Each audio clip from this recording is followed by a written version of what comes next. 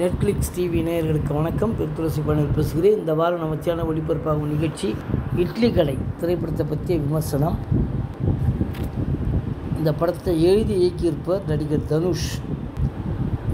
தனுஷ், ராஜ்கிரண், நித்யா மேனன், அருண் விஜய், ஷாலினி பாண்டே, பார்த்திபன், சமுத்திரகனி, இளவரசு, சத்யராஜ்.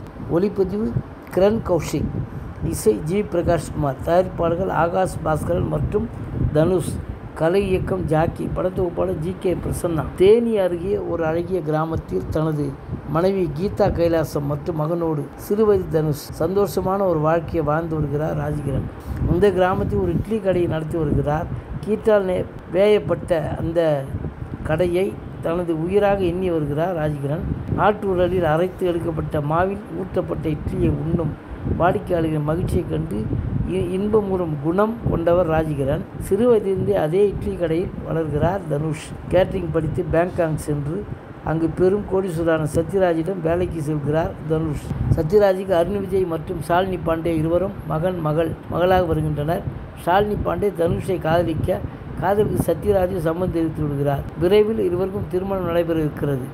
தனது அப்பா பணத்தை ஊதாரித்தனமாக செலவு செய்து கொண்டு இருக்கும் கதாபாத்திரமாக வருகிறார் அருண் விஜய். அது மட்டுமல்லாமல் தொட்டதுக்கெல்லாம் சத்யராஜ் தனுஷோடு கம்பேர் செய்து பேசுவதால் தனுஷை சுத்தமாக பிடிக்காமல் போய்விடுகிறது அருண் விஜய்க்கு. இந்நிலையில் ராஜ்கிரண் இறந்து விட்டதாக தனுஷுக்கு செய்தி வர உடனடியாக கிளம்பி ஊருக்கு வருகிறார் தனுஷ். தந்தையை அடக்கம் செய்யப்பட்ட அடுத்த நாளே தனது தாயை விழுந்து விடுகிறார் தனுஷ்.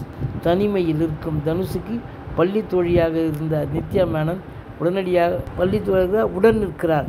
தனது அப்பா வாழ்ந்த வீட்டையும் இட்லி கடையையும் விட்டு செல்ல மனமில்லாமல் அங்கேயே இருக்க நினைத்து ஷாலினி பாண்டேவுடனான திருமணம் வேண்டாம் என்று கூறிவிடுகிறார் தனுஷ். தனது தங்கைக்கும் பெரும் அவமானத்தை ஏற்படுத்தி விட்டதாக எண்ணி தனுஷை பழிவாங்க அவரை தேடி அவரின் கிராமத்துக்கு வருகிறார் அருண் விஜய்.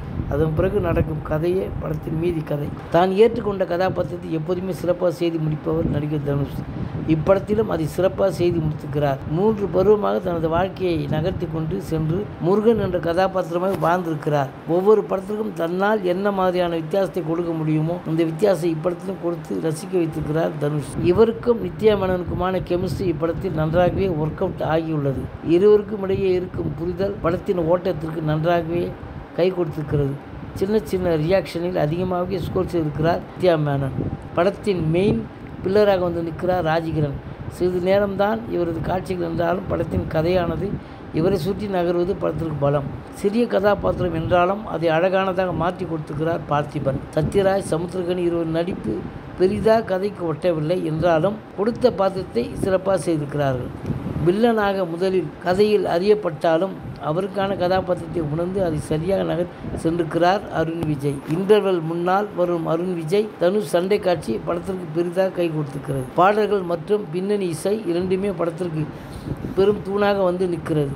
பாடல்கள் ஏற்கனவே ஈர்த்தடித்துள்ள நிலையில் காட்சிகளின் உயிரோட்டத்தை பின்னணி இசை மூலம் கொடுத்து மிரள வைத்திருக்கிறார் ஜி பிரகாஷ்குமார். பாடல்கள் அனைத்துமே கேட்கும்படியாக மிக சிறப்பாக இருக்கிறது, இனிமையாகவும் இருக்கிறது. ஒளிப்பதிவு காட்சிகளை மிக அழகாக காட்சிப்படுத்திருக்கிறார். குறிப்பாக சண்டை காட்சி மற்றும் இரவு காட்சி மற்றும் பாடல் காட்சி என குறிப்பிடும்படியான காட்சி அமைப்பை கொடுத்திருக்கிறார் ஒளிப்பதிவாளர். இயக்கத்தில் நன்றாகவே வெளிப்படுத்துகிறார் தனுஷ். முதல் பாதியை மிக மெல்லிய நுணுக்கத்தோடு ஒரு கோடு போன்று கொண்டு சென்றிருக்கிறார். அப்படத்தின் உயிர் நாடியை நமக்குள் முதலில் பூத்தி விட்டு அதன் பிறகு கதைக்குள் நம்மையும் நடக்க வைத்து விட்டார் தனுஷ். கதாபாத்திரம் ஒவ்வொன்றையும் அழகாக வடிவமைத்திருக்கிறார். திரைக்கதையில் பெரிதாகவே மெனக்கடல் செய்திருக்கிறார். 2ஆம் பாதியில் சற்று சறுக்கியிருந்தாலும் அன்பை அகிம்சையால் கொடுத்து ரசிக்க வைத்து விட்டார். மொத்தத்தில் இட்லி கடை சுவையான கடை. நன்றி, வணக்கம்.